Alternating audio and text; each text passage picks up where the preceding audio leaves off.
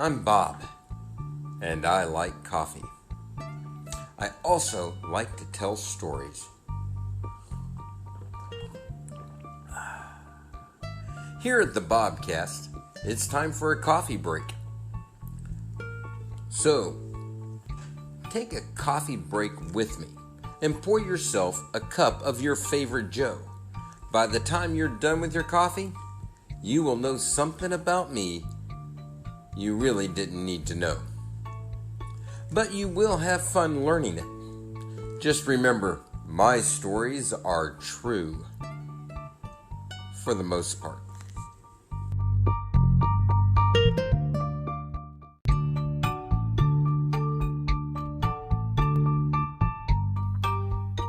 Today I am enjoying probably my favorite of favorite coffees, which is Death Wish coffee. A wonderful, wonderful coffee. And I'm enjoying it out of a Red Bird Cafe coffee cup. And the Red Bird is a little standalone coffee house here in beautiful small town Oklahoma. I do enjoy sitting out at their place and having coffee. It's right there on Main Street, so it's a good view and a good time. But today, it's a coffee break.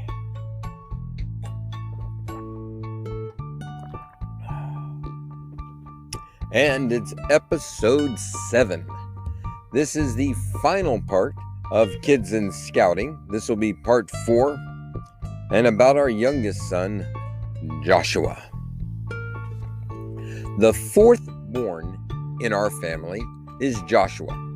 When Joshua joined Cub Scouts, I made the decision to step down from the Boy Scouts and join Joshua for the adventure of Cub Scouts. Cub Scouts is a lot different than the Boy Scouts. Cub Scouts is very heavy adult-led. As a pack is considered, there should always be one adult for every cub. This stops any one adult from trying to wrangle too many cats at one time.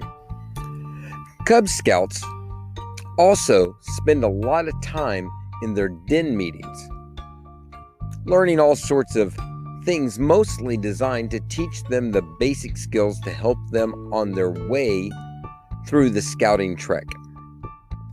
But at least once a year, the Cub Scouts go camping. And this year, we went up where else but the San Gabriel Mountains to a campsite in mid-October. Now, going this late in the fall is actually a very smart plan. One, it makes sure that the campsites are empty and the weather doesn't get too hot, so you can have the kids do their s'mores over a campfire. Well, to make sure that the campsites are empty, the park rangers would keep the gates locked for us until we arrived, and then gave the Cub Master the code and locked us in. The campsite was a large oval road with the different camping areas off to the side. And we only took up, 2 of those. So we had a lot of open space for those boys to run and play and have a good time. And it's not just the boys, but it's also their siblings. So we have, younger brothers and sisters that, are out there for this more of a family kind of camp. And because we have this big oval road, the boys and their siblings get to bring their bikes and scooters, and then they can ride around this big oval all day. This campout also allowed me to show off some of my best Boy Scout learned skills, like cooking the famous pop eggs. Now, pop eggs is just a family name for a Western omelet. But when you've got a couple of big cast iron skillets going over the fire, it looks cool. I also made my chicken and rice one-pot dinner. And of course, we had to close out that night with Boy Scout cobbler. It's a true favorite. Now, Boy Scout cobbler, all it really is a dump cake in a Dutch oven with way too much butter. So now, as I remember it, as I humbly remember it, I was looked on by the other adults with wide-eyed wonder. A true Paul Bunyan of the wilderness. That is until midday on day 2. The adults were sitting around the campfire. We had just finished cleaning up after breakfast. We were enjoying a cup of coffee. Uncle Mark, who once again was camping with us, and I were telling tales of the older boys camping with the Boy Scouts. Now, not only is Uncle Mark godfather to Joshua, he's also a handy outdoorsman, a camper, but also a very fine photographer. And he had captured some very remarkable action shots of Cub Scouts riding bikes, Cub Scouts hiking through the trees, Cub Scouts chasing their parents with sticks afire. Okay, that was the night before. And yes, it really isn't what's supposed to happen.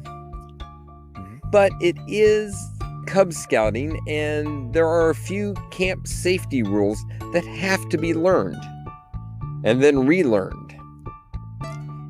So if you're going to be a adult in Cub Scouts, that's called a cubber. You must have great patience, a thick skin, and fabulous first aid skills. Well, speaking of first aid skills, it just so happens that one of the moms in this pack is a nurse.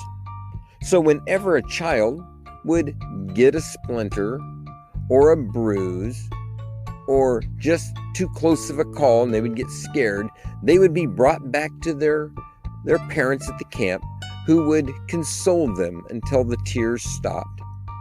Then the parent would take them to the nurse, who would gently slap a Band-Aid on it and send them on their way. This was happening quite often. And since there were boys and girls on bikes, boys and girls with sticks, and boys and girls around fire, yeah, we expected it to happen.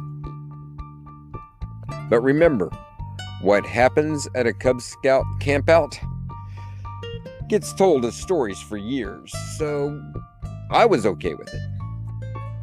Now, right before lunchtime, Mark and I are sitting with the adults, drinking coffee, telling stories, and that's when the commotion happened.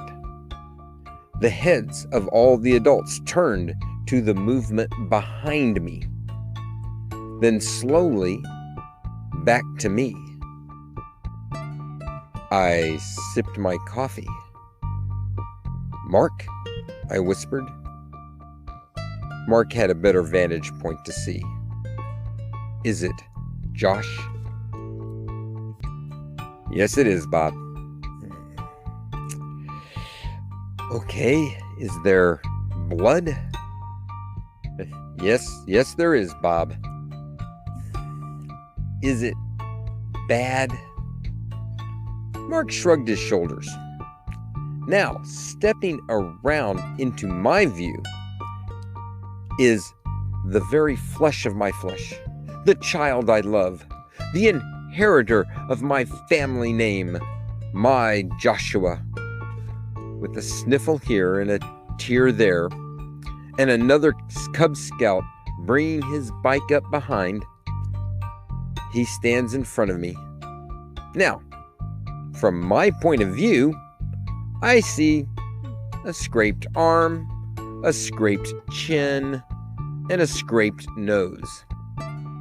Now, what the other parents see is this blood soaked child on the very verge of death in great pain and anguish. And I can tell from his face, Joshua's emotions could fall either way. So, I did what I thought was best, and I took charge of the situation. And I looked at my son, and I sipped my coffee. And then I looked in my son's eyes very deeply, and I said the immortal words, "Is there blood dripping into your socks?"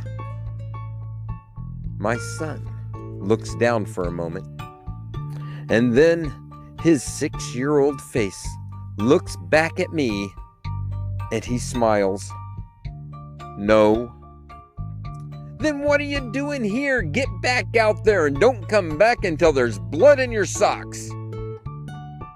Man, he was back on his bike and heading out to be with his friends.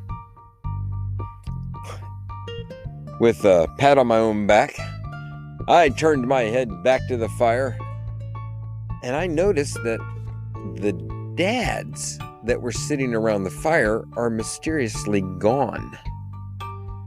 And I'm left facing the moms. And if looks could kill, not only would I be dead, but Uncle Mark would be dead by association. So, well, if I did what was considered to be bad parenting, what the heck, let's go all the way.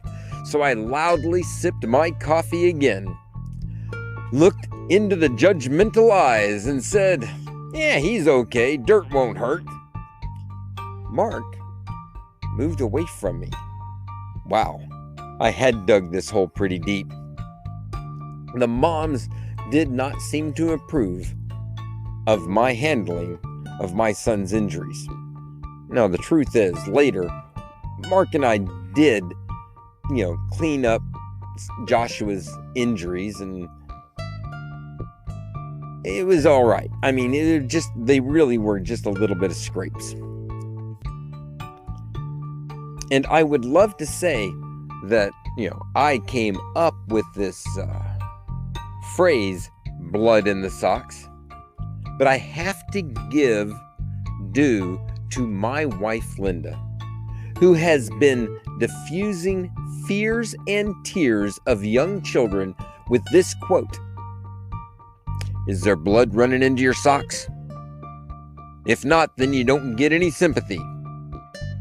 So when Joshua heard her words coming from me, he knew he really wasn't hurt. And I believe as parents, not all parents, but in general as parents, we do pamper our children too much, and we teach them to panic quickly instead of first trying to be self-reliant. And as for the moms, did I care what they thought about my parenting skills?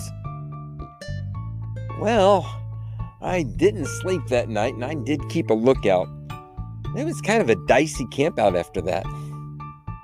Man, I really pissed them off. My only one real regret is that I didn't get to see the bike wreck. But I imagine it was marvelous. Tires locking up, Joshua flying over the handlebars, the sudden impact on the pavement, the skin oh wow. Maybe those moms were right to get pissed. Okay, everyone, finish your coffee, get back to work, and don't come back here for another story until there's blood in your socks, because you won't get any sympathy until then.